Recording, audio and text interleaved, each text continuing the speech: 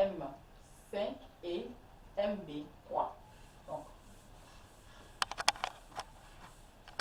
on va prendre AB.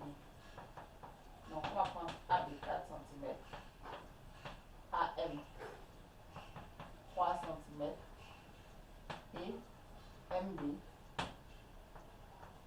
3 cm aussi. Donc, là maintenant, il faut bien constater que quand on fait AB plus MB, ça donne 7. C'est différent de ceci. De la même manière, quand on fait ça plus ça donne 6. C'est différent de ça. Donc là, on n'a pas d'égalité. Et on va essayer de construire les 3 points là en respectant ces conditions. Et on va voir la configuration que ça va nous donner. A priori, ça ne doit pas, les points ne doivent pas être alignés. A priori, pourquoi? Parce qu'on vient de voir que quand on a la somme de deux distances qui donne la troisième, les points sont alignés. Donc, a priori, ils ne doivent pas être alignés, mais on va le vérifier rapidement. Donc, on va commencer déjà par construire le côté AB qui mesure 4 cm.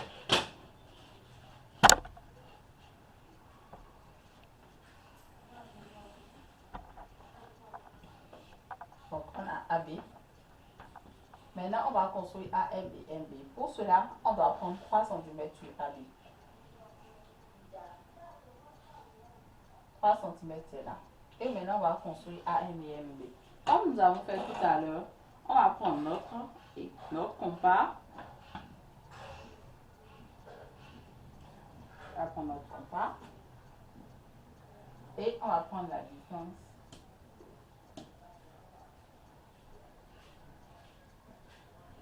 AM et on trace un arc de cercle. Comme AM et MB aussi est égal à 3, on garde toujours le même écart. 3, on prend bien.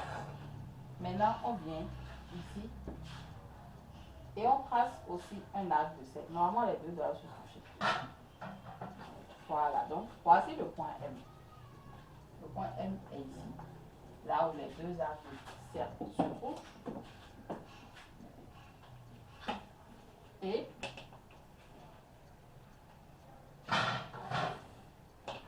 qu'est-ce qu'on a? On a un triangle.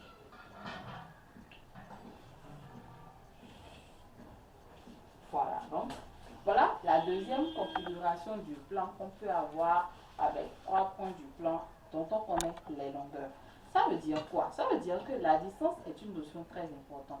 Quand on vous donne 3 points et qu'on vous donne la distance, les distances qui séparent ces 3 points-là, même sans construire en fait une figure comme nous on a fait tout de suite, même sans construire une figure, vous pouvez savoir si les 3 points-là sont alignés ou bien s'ils ne sont pas alignés.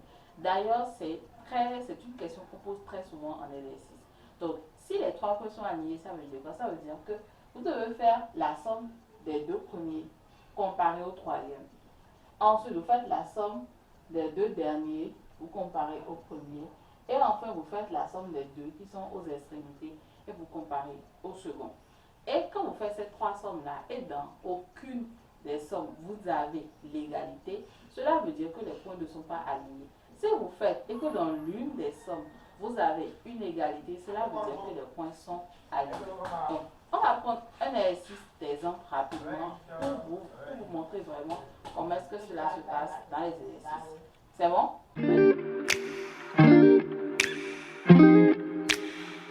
Maintenant, nous avons un exemple. Nous allons prendre 3 points du plan et en fonction des distances entre ces points-là, nous allons déterminer si ces points sont alignés ou s'ils ne sont pas alignés.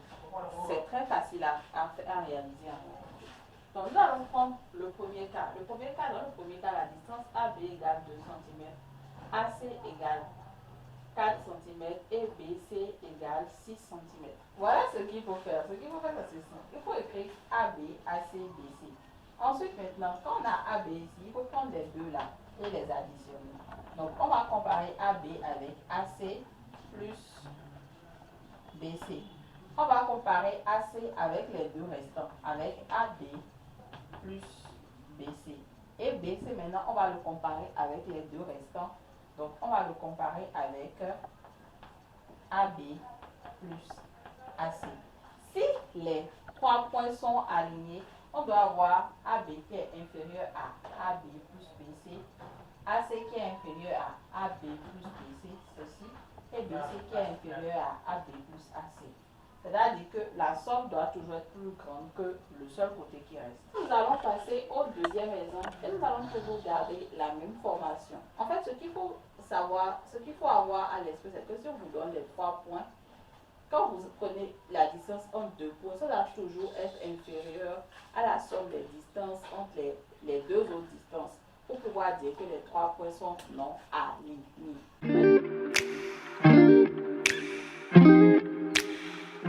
Voilà. Donc, maintenant, nous allons commencer avec l'exemple numéro 2. On a AB qu'on va comparer à AC plus BC. AC c'est 3, BC c'est 6. AC plus BC, ça fait 9. 2 est plus petit que 9. Donc, on a bel et bien AB qui est inférieur à AC plus BC. Maintenant, nous allons comparer AC avec AB plus BC. AB plus BC, ça fait 8. AC, c'est 3. Donc, on a bien AC qui est inférieur à AB plus BC. Parce que les deux là font 8. Ceci, ça fait 3. 3 est plus petit que 8. Maintenant, nous allons prendre BC. BC, c'est 6. Et maintenant, nous allons comparer AB plus AC avec BC. Qu'est-ce qu'on constate ici? On constate que AB plus AC, ça donne 5 et BC, ça donne 6. Donc là, maintenant, on a le symbole de supériorité. Et je suis en train de le répéter depuis tout à l'heure. Pour pouvoir dire que les 3 points là sont non alignés, il faut qu'on ait inférieur, inférieur, inférieur.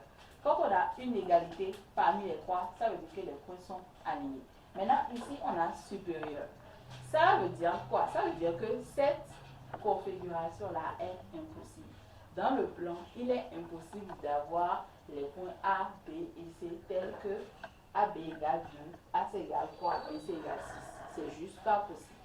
Si vous pouvez essayer de construire cette configuration-là, vous construisez BC 6, vous prenez votre compas, vous essayez de faire AB et AC, et vous allez voir que les deux axes de cercle ne se toucheront pas. Donc là, on va dire petit 2, cette configuration du plan n'existe pas. Voilà. Donc quand on a supérieur comme ça, BC supérieur à AB plus AC, alors que les deux sont inférieurs, il faut dire que la configuration n'existe pas. Donc ici, on va dire 2, cette configuration n'existe pas.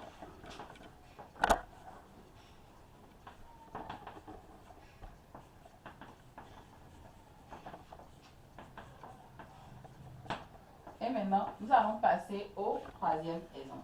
Nous allons toujours garder ceci. Nous allons comparer maintenant AB à BC. Ça, c'est AC. Ici, c'est AC. Et là, c'est BC qui est égal à 11. Donc, nous allons comparer AB avec AC plus BC. Ceci, c'est 2. Ceci, c'est 11. Ça fait 13. 10 est plus petit que 13, donc on a inférieur.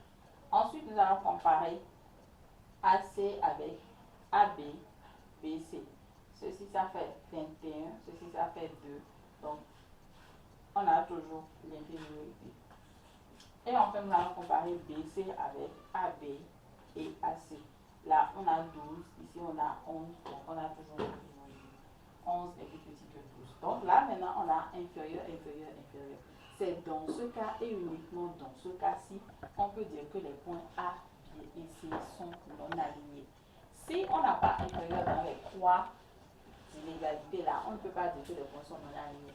Si jamais dans les 3, il y en a un où on a l'égalité, les points sont alignés. S'il y en a un où on a la supériorité, les points là, la configuration là n'existe pas dans le plan.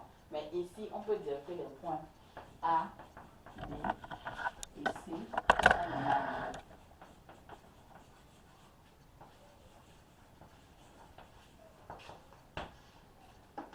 Donc, voilà un peu notre immersion dans ce qu'on peut faire avec les distances, ce qu'on peut faire avec les distances en 3 points.